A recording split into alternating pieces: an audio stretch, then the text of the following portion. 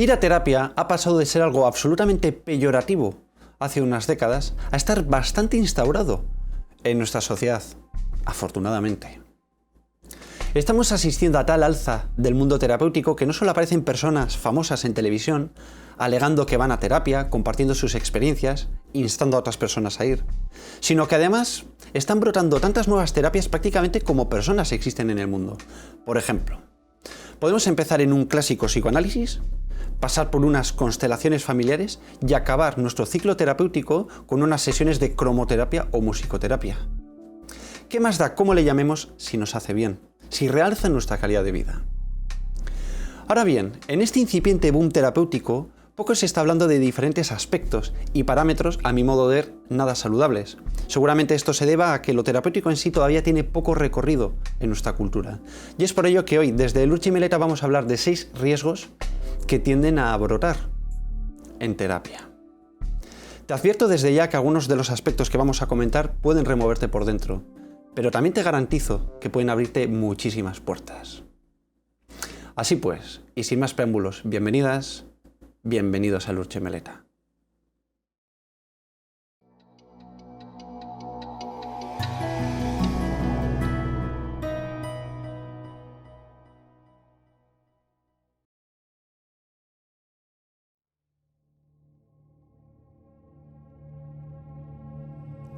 En muchas terapias generamos un aspecto nada saludable.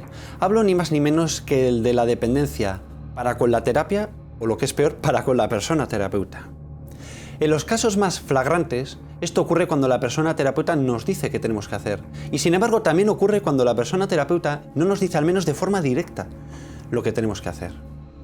Estamos tan acostumbrados a tratar nuestras particularidades personales en terapia que nuestro espectro de decisión y de voluntad sencillamente acaba por verse disminuido, por verse mermado. Llega un punto que llevamos a terapia aspectos tan absurdos como, por ejemplo, no sé si comprar o alquilar una casa, no sé de qué color colorear este mandala, no sé hacia qué lado de la cama echarme el pedo de la noche. Hasta este nivel de absurdo estamos llegando. La dependencia mediante acabamos por perder nuestra capacidad afirmativa, autorreferencial y nuestra propia soberanía.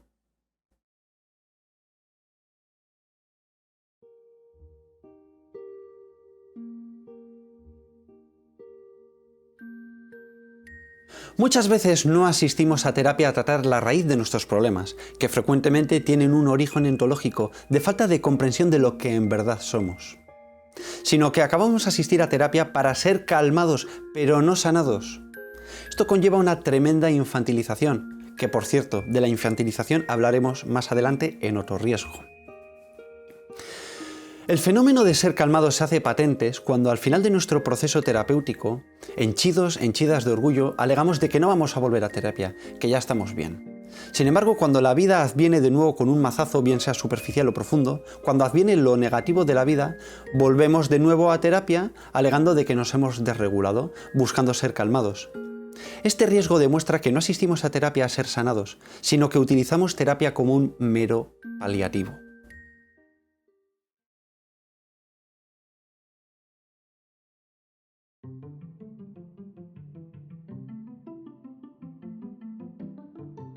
Otro aspecto nada saludable que tiende a cocerse en terapia es lo que yo llamo terapias infinitas.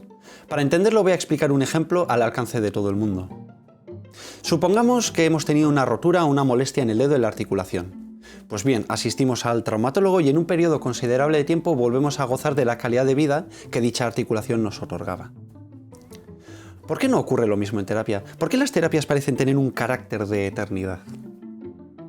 Es curioso porque en el videoprograma que realicé de ser tu propio padre, madre, referente interno, hablamos largo y tendido de la importancia del largoplacismo.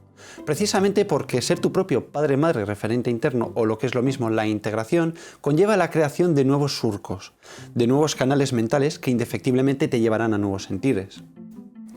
En el videoprograma que realicé recientemente titulado La desmantelación de la sombra, Eterno Tesoro, vídeo que por supuesto también te recomiendo, también hablamos de la importancia de apostar por el largo plazo, ya que nadie iba a poder integrar su sombra en un periodo de 2 semanas, 3 semanas, sencillamente no sería viable. Insisto en que desde el Urchi Meleta apostamos por un largoplacismo. Ahora bien, yo no me fiaría de ese terapeuta que si en un periodo considerable de tiempo, pongamos 1 año y medio, 2 años y medio quizá, no empieza de alguna manera a echarte del nido. Esta persona bien podría estar lucrándose de tu identificación para con tu psicobiografía, sin que esta persona estuviese poniendo ningún remedio para que esto no sea así. Entonces te preguntarás ¿por qué el paciente sigue asistiendo a esa terapia? Pues bien, sigue asistiendo a terapia por el beneficio secundario del riesgo 1, la dependencia, y el riesgo 2, ser calmados, que ya hemos comentado en este videoprograma. Cuidado con los axiomas de los falsos terapeutas. Axiomas como, por ejemplo, esto es para siempre, esto nunca acaba. Quizá lo que sea para siempre sea la estrechez de miras de esas personas. Quizá lo que nunca acaba sea tratar de sanar, de integrar a un yo que en último término no es más que una autoidea, puro humo. ¿Y qué hay de ti? ¿Has vivido alguno de estos riesgos vistos hasta ahora?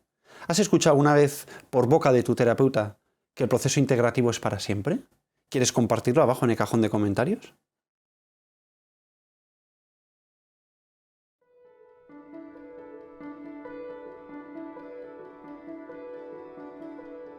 El riesgo, quizá más elevado bajo mi prisma, es el de la búsqueda implícita de que la verdad, de que la liberación, de que la salvación te sea dada desde fuera. En vez de generar una misma la comprensión, la visión ontológica de lo que somos. Es curioso porque en el vídeo que realicé acerca del psicólogo transpersonal Antonio Blay, hablamos largo y tendido de que la autorrealización era un movimiento centrífugo, de dentro a fuera a modo de respuesta, y de ninguna manera de forma inversa, en un movimiento centrípeto, de fuera hacia adentro, como si el mundo exterior me otorgase algo. El riesgo de que la verdad, la salvación, me sea dada desde el mundo exterior conlleva 2 fenómenos que vamos a comentar. 1. Fenómeno de infantilización. Que nos digan, que nos orienten hacia la verdad, que hagan el trabajo por nosotros, que nos otorguen un mapa de cómo son las cosas, tal como pretendía la falsa filosofía que analizamos en el anterior vídeo. Te lo recomiendo encarecidamente, no te lo pierdas. Este punto es algo así como cuando éramos pequeños y contábamos a nuestros padres, madres, lo que habíamos hecho en el colegio y conseguíamos dirección. Si buscas que una figura orientativa te dé dirección, solo tendrás verdades de segunda mano, pero de ninguna manera generarás tú la visión, que en verdad es la única que te dará una madurez sólida y real. 2. Fenómeno de transferencia. El falso terapeuta utilizará al paciente de manera inconsciente para afirmar sus modos, ya que el paciente le está dando el poder subliminal de ¿qué debo hacer? ¿Cuál es el mejor modo? Este es sin duda el punto más peligroso, ya que una persona terapeuta identificada con su psicobiografía, ego, estará actuando bajo sus mecanismos y modos condicionados. Será una persona en virtud de sus ideas, y estas ideas será su supuesta verdad, que por supuesto transmitirá a sus pacientes. El terapeuta traspasa su visión, sus modos y sus ismos. Por ejemplo, si el terapeuta es Juan, posiblemente en su terapia hará juanismo. Por ejemplo, si la terapeuta es Inés, posiblemente en su terapia hará inesismo. Podemos ver el resultado de estas transferencias, de estos modos, de estas estructuras, de estos ismos, cuando después de unas semanas asistiendo a terapia, unos meses, comenzamos a copiar las oraciones, expresiones, visiones, gestos y muecas de nuestros terapeutas. Seguramente si eres terapeuta ya te habrás percatado, ¿verdad?, que tus pacientes te están imitando. Un gran síntoma de que hemos capeado el temporal existencial es que hemos copiado, hemos adoptado la verdad y los valores de nuestros terapeutas, en vez de generar yo los míos propios. Paradójicamente, la persona terapeuta estará encantada de que esto sea así, ya que si de alguna manera te están copiando, significa que tu visión de la realidad es más ajustada, más afirmativa para lo que es la verdad. Además, la persona terapeuta estará encantada, porque estará sintiendo que está contribuyendo a la sociedad, a esa persona, a ese paciente. Lejos de estar ayudándole, solo le está sumiendo aún más si cabe la profunda anemia que esa persona tiene de sí misma y le está dotando de modos que no son los propios. La pregunta a realizar llegado a este punto es la siguiente. ¿Dónde queda aquí la respuesta genuina de la persona? ¿Dónde está su propio color? ¿Dónde están sus valores, sus fortalezas? ¿Dónde está su propia luz? O formulado de otra manera, ¿transferir tus modos significa ayudar a que la persona sea más ella misma?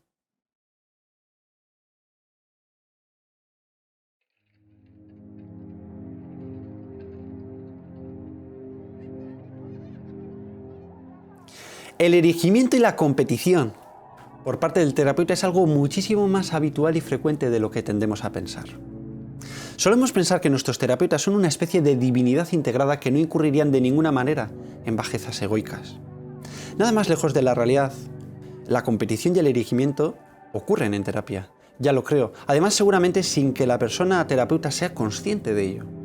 De hecho, ligado al fenómeno de la competición podría ocurrir la proyección, de la cual hablamos largo y tendido en el videoprograma ya mencionado, La desmantelación de la sombra, Eterno Tesoro, vídeo que por supuesto te recomiendo.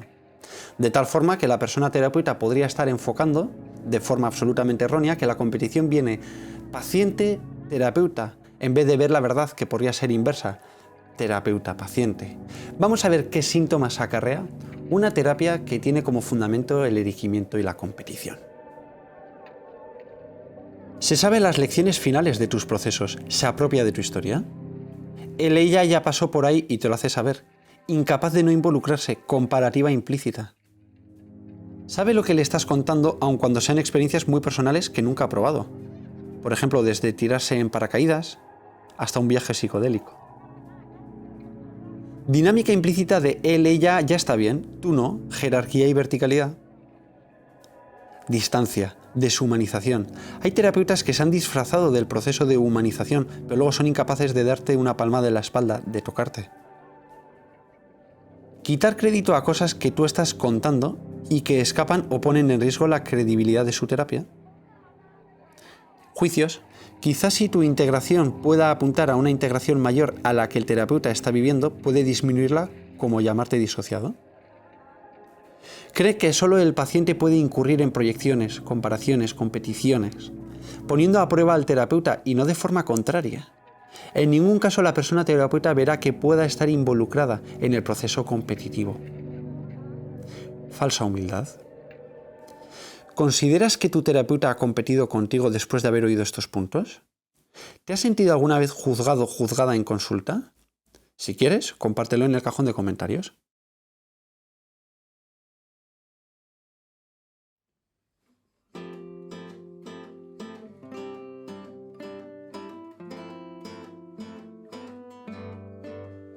Muchas terapias son sumamente superficiales, poco profundas, absolutamente enfocadas en saltarse el dilema existencial, el dualismo, es decir, evitar lo malo de la vida, tratar de pasar por puntillas respecto a lo malo, lo negativo, y tratar de pendular constantemente hacia lo bueno de la vida, algo así como un hedonismo infantil. Lamentablemente es lo que muchos terapeutas entienden por vivir satisfactoriamente. De hecho, el éxito del falso terapeuta radica en el hecho de que sus clientes, sus pacientes, y no he hecho esta errata sin querer, empiecen a vivirse de forma rápida y sencilla desde una paz rotunda y profunda, sin que lo malo de la vida advenga. Lo que antes nos hacía daño de repente ya no existe de golpe y porrazo. Y si vuelve a advenir, no pasa nada. Volveremos a terapia incurriendo en los riesgos 1, 2, 3, 4, 5 de este videoprograma. Vamos a ver qué características tiene una terapia superficial. Premios. Si el paciente está superficialmente mejor, será premiado como un chiquillo. Castigo. Hay muchas maneras de castigar, condicionar y enjuiciar a un paciente. Puedo no enjuiciar de forma verbal, pero puedo poner muecas o mostrar un lenguaje corporal posicionado ante lo que me está contando el paciente. Todo esto no es neutro y encauza al paciente. No ver más allá de la psicobiografía. Muchas terapias son historiacentristas, como si no fuésemos más que un cúmulo de nuestros recuerdos. Más allá de nuestros recuerdos y vivencias, ¿qué somos entonces? Esta pregunta evidencia la falsedad de muchas terapias y en ese caso empezarás a ser psicodisminuido. En verdad, estas terapias no tienen consciencia de fondo.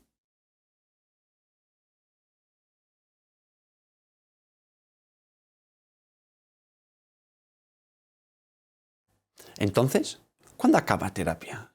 Pues bien, a mi modo de ver, el proceso terapéutico comienza a acabar cuando uno comienza a comprender que va a tener que ser su propio padre, su propio madre, su propio referente, y que no existen de ninguna manera ningún método, gurú, enteógeno, taller, terapeuta, pareja, que lo vaya a hacer por ti. Llega un momento en el que tenemos que asumir la propia vida con los propios medios que ésta nos ha otorgado de serie.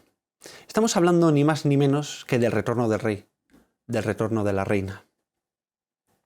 La pregunta a realizar es la siguiente. Para ti, ¿cuándo debería acabar terapia?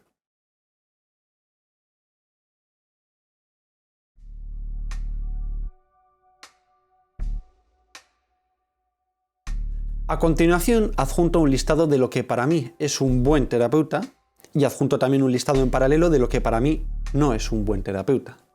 Ahora bien, no tomes esto como una verdad categórica, como un dogma de fe, sino que más bien te recomiendo que pares, si quieres, aquí el vídeo y que realices tú un listado de lo que para ti es un buen terapeuta y de lo que es un mal terapeuta. Y luego, si quieres, lo cotejes con lo que yo voy a comentar. Bien, para mí, un buen terapeuta es alguien que 1. Sugiere, invita a tu propia verdad. 2. Ayuda a desmantelar tus apegos más nucleares, la mayoría de ellos ligados al victimismo. 3. Educa en la autorreeducación de la dimensión infantil. Puedes verlo en el vídeo de Ser tu propio padre, madre, referente interno. Verás las implicaciones de la dimensión infantil en dicho vídeo. Si estás viendo este videoprograma y te resuena, te recomiendo que te pases por este vídeo. 4. No juzga, incluso acoge con tierna mirada y media sonrisa, en un sentido más figurativa, las aberraciones que crees que arrastras. Tal como vimos en el vídeo de la sombra se desintegra con amor. Especialmente te recomiendo este último vídeo que realicé titulado La desmantelación de la sombra, eterno tesoro. Puede ayudarte muchísimo en tu propia integración. 5. Te ayuda a que salgas de las ideas de ti para instalarte en el fondo, en el espectador, en el eterno testigo. Donde tú eres algo mucho más amplio que la estrechez de tu psicobiografía. El testigo, el espectador, te recuerda la potestad inherente a tu ser. 6. Es una persona cercana, cercana de verdad, no disfrazada de cercana. Si hay jerarquía, repasa el riesgo 5, no es una cercanía real. 7. No crea lazos de dependencia, te echa del nido para que aprendas tú a planear, a volar, a que asumas tu propia vida. 8. Si ve que no te está ayudando o no puede ayudarte, no te retiene. Favorece que tú encuentres tu canal de sanación, no posterga medias terapias. Para mí un falso terapeuta es alguien que, 1. Cree saber qué es lo mejor para ti, te traspasa su verdad. Este, entre comillas, saber, son sus modos y trata de educarte en ellos, te transfiere su mapa. 2. Solo se habla de tu apego al victimismo si lo llevas a terapia, si no se dará por bueno que tú establezcas un falso bienestar en tu base del me hicieron. Se favorece una reconfortante mentira al paciente. 3. Educa en sus modos a base de comentarios premio si estás en la línea o con castigo si vas en contra de los modos y de la línea que propone el terapeuta. 4. Juzga, frecuentemente de forma subliminal. No hablo solo verbalmente, hablo también de gestos, muecas que condicionan. 5. No conciben ni por asomo que pueda ser algo más allá de la autoidea que tienes de ti mismo. Desmerecimiento si apuntas hacia algo más profundo que esa terapia. Si propones algo así, podrá ser catalogado como disociado. 6. Crea jerarquía. Él, ella está bien, tú no. Desigualdad. 7. Está a gusto en verte dependiente. No dice que no a que sigas orbitando eternamente en esta terapia. 8. Terapias infinitas por dependencia, cuando muchas veces ya no amplían tu espectro de visión. Otros rasgos que un falso terapeuta tiene son, por ejemplo, 1. Te dicen lo que tienes que hacer. 2. Proponen una idea de automejora, como la metáfora de la casa interna, en el que tú puedes tener una casa de paja, de madera o de piedra. Eres catalogado, crean de ti un proyecto en el que irás mejorando de casa, como no, gracias a esa terapia. En verdad, todo sentimiento de automejora está basado en una aceptación, tal como vimos en el vídeo ya citado, La desmantelación de la sombra. 3. Un falso terapeuta regala famas. Salimos de terapia diciendo, me ha dicho que bien o mal, y tiras millas. Te falta tiempo para contarlo a todo el mundo. 4. Señala las cosas directamente, no indirectamente. Esto puede ser violencia emocional o enrocar a la persona aún más si cabe en sus posiciones limitantes. 5. Falsos atributos elevados. Falsa virtud. falsa humildad, falsa humanidad, falsa cercanía. 6. Especialmente en lo malo, en las cosas duras que uno cuenta en terapia, se mide la calidad del terapeuta. A un falso terapeuta se le escapa el asombro ante lo malo e incentiva el drama.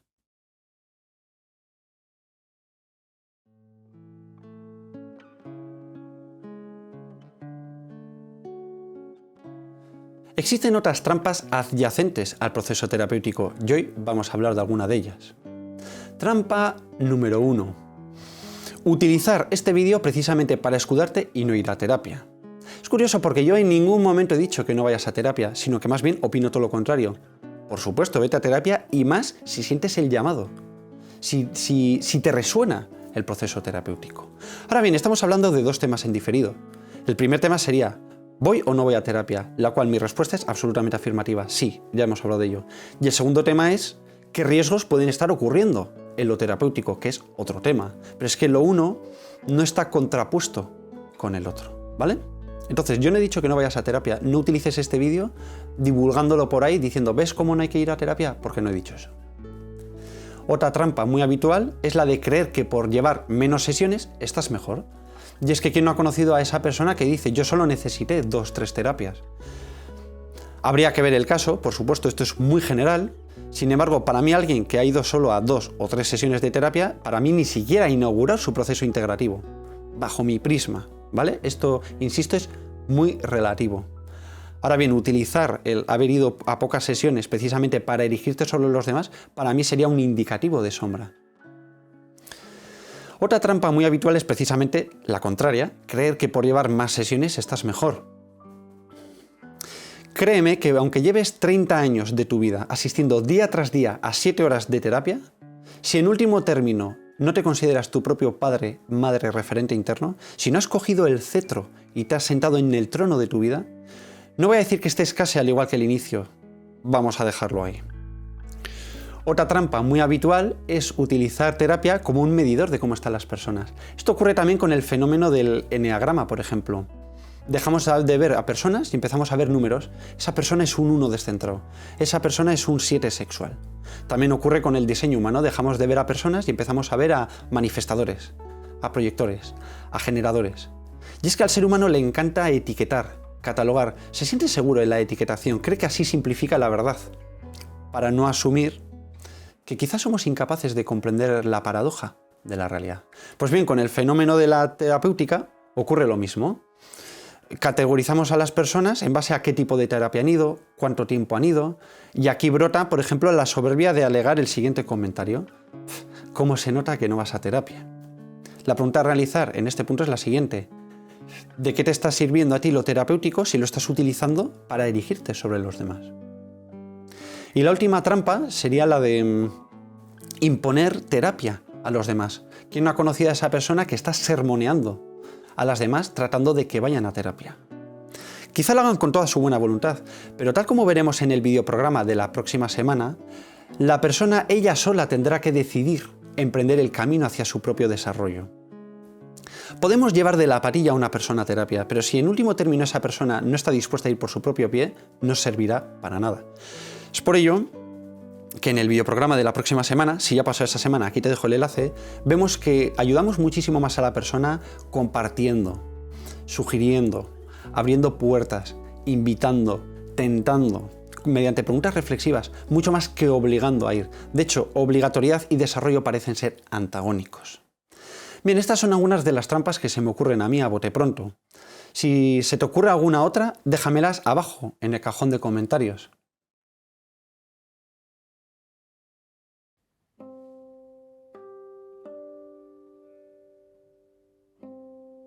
Con que solo uno de estos riesgos se cumplan en nuestras terapias, desde luego ya debería ponernos en situación de alerta, a modo de cuestión de ¿en qué tipo de terapia estoy involucrada? En su día hubo 2 preguntas que me ayudaron muchísimo de cara a soltar una terapia que no me estaba favoreciendo nada. Y las preguntas son las siguientes. 1. ¿Qué tipo de terapia merezco? 2. ¿A qué plenitud aspiro? Esta pregunta daría para otro vídeo en sí de Lurch y Meleta. Ojalá estas 2 preguntas os ayuden muchísimo en vuestro ciclo integrativo. no me gustaría concluir este vídeo sin unos últimos apuntes que considero muy interesantes. El punto número 1 sería el siguiente. Terapia sí, por supuesto, rotundamente sí, pero no de cualquier manera. Que quede claro, de esto ya hemos hablado. Acuérdate que en último término tú eres tu propio padre, tu propia madre, tu propio referente. Te recomiendo que te pases a ver el vídeo que realicé a este respecto. El segundo punto sería el de intentemos ser más críticos respecto a nuestra propia terapia. Es curioso porque el año pasado conocí a una chica que me decía que había asistido a 8 o 9 terapeutas en un mismo año. Esto podría parecer a priori juzgable. A mí me parece muy interesante. Si esa persona no encontraba una resonancia y estaba intuyendo que estaba ante falsos terapeutas, ¿para qué iba a seguir oportunando eso? Muchas veces nuestra intuición es muchísimo más inteligente que nuestro cerebro. Otras veces estamos completamente sugestionados por la idea de no, es que hay que oportunar, esto a largo plazo dará sus frutos. Y no escuchamos a nuestro corazón. Si esa persona no encontraba una resonancia, ¿por qué iba a tener que seguir oportunando una terapia que no le estaba funcionando? El ser una persona crítica nace del hecho del individualismo reflexivo, un rasgo muy característico del estado amarillo dentro de la teoría de las espirales dinámicas. Teoría que si no conoces te recomiendo que veas este vídeo que realicé. Aquí te dejo el enlace, un vídeo muy divertido y ameno en el que me apoyé en diferentes disfraces y que combiné con muchísima música. De hecho, si estás viendo este vídeo seguramente seas una persona altamente evolucionada en consciencia. Te puede resonar muchísimo el estado amarillo. Chequea el vídeo y me comentas si quieres. El tercer y último punto que me gustaría comentar es mi propia historia personal en terapia. Sin pretender entrar en victimismo más de medio minuto, me gustaría comentar que yo empecé en una terapia parecida a algo así como un psicoanálisis, con una terapeuta, en el que al final de mi proceso me acuerdo que cuando yo mostraba mis intereses, mi deje transpersonal era absolutamente juzgado, constantemente echado por tierra con comentarios como ahora Aitor, bajamos a tierra, ¿vale? Pies en la tierra. Todo el rato me decía que era un disociado, que esos eran mis dogmas de fe para ayudarme a estar mejor yo. Constantemente me sentía disminuido, siempre se sabía lo al final de mis procesos. Sentía que era una relación sumamente vertical y jerárquica. A día de hoy, con perspectiva, entiendo que estaba ante una falsa terapeuta, nada más. Afortunadamente tuve un ataque de lucidez y decidí dejar ese tipo de terapia apoyándome en las dos preguntas que acabamos de decir. En ese momento, aproximadamente estuve durante 4 meses, ya estaba bastante imbuido en la obra de Antonio Blay. Y no quiero decir con esto de que Antonio Blay me diese una verdad, ni mucho menos, sino que yo veía una serie de resonancias en las propuestas que comentaba este psicólogo transpersonal, del cual, por cierto, ya tenemos vídeo, muy interesante. Si estás viendo todo este contenido y si estás en el camino de la autorrealización, te puede interesar muchísimo este vídeo. Aquí te dejo el enlace. A fecha de mi cumpleaños, mi pareja me regaló mi primera sesión de terapia transpersonal. Ahora ya sí, parece que dimos en el clavo y desde entonces llevo 1 año y medio casi, y la verdad que es que estoy encantado con terapia transpersonal. Me siento muy arropado, muy acogido y siento que yo tengo la potestad y el mando de mi vida. Recomiendo a todo el mundo terapia transpersonal. Y si ves que no te encaja, busca tu terapéutica, que no te quepa duda. Bien, ahora me gustaría saber cuál ha sido tu experiencia en terapia, si has tenido una buena o una mala experiencia en terapia, si has asistido a alguna terapia divergente, qué te está funcionando a ti muy bien. Me gustaría saber ¿qué entiendes tú por un buen o una mala terapeuta? Todo esto puedes compartirlo abajo en el cajón de comentarios. Me gustaría que los vídeos de Luz Chimeleta fuesen algo muchísimo más interactivo. Es decir, esto no es una clase magistral de mí hacia ti, sino que esto es algo interactivo. Ahora es tu turno y te toca comentar. Yo aprendo muchísimo de vosotros y vosotras. En ningún momento penséis que yo sé más que vosotros. Para nada. De hecho, insisto, aprendo muchísimo gracias a vuestros comentarios. Comparte este vídeo con otros amigos que están asistiendo a terapia y sobre todo de cara a que lo comentéis. Hablar de estos temas es muy divertido y muy estimulante. Dale un buen like muy consciente, que no cuesta nada y es gratis, y suscríbete o no. Haz lo que tú quieras. Tal como decía Joseph Campbell, el mayor mitólogo del siglo XX, síguete a ti mismo, a ti misma. De hecho, esa es la esencia del camino del héroe-heroína. Si estás viendo este vídeo seguramente seas un héroe-heroína del copón. Quizá te resuene el vídeo que realicé acerca del camino del héroe-heroína. Aquí os dejo el enlace. Que sepas que puedes contribuir muchísimo al crecimiento de este canal mediante donaciones PayPal o patrocinándome, aunque sea 1 euro, 2 euros al mes, me puede ayudar muchísimo a pendular de mi vida como profesor, como docente, a la creación de este contenido tan estimulante e interesante que tanto nos resuena, ¿verdad? Bien, pues hasta aquí el videoprograma de hoy. Estáos atentas porque la próxima semana voy a publicar un vídeo súper interesante del gran psicólogo humanista Abraham Maslow. Os puede interesar muchísimo. Así pues, nos vemos en el próximo videoprograma. Hasta pronto.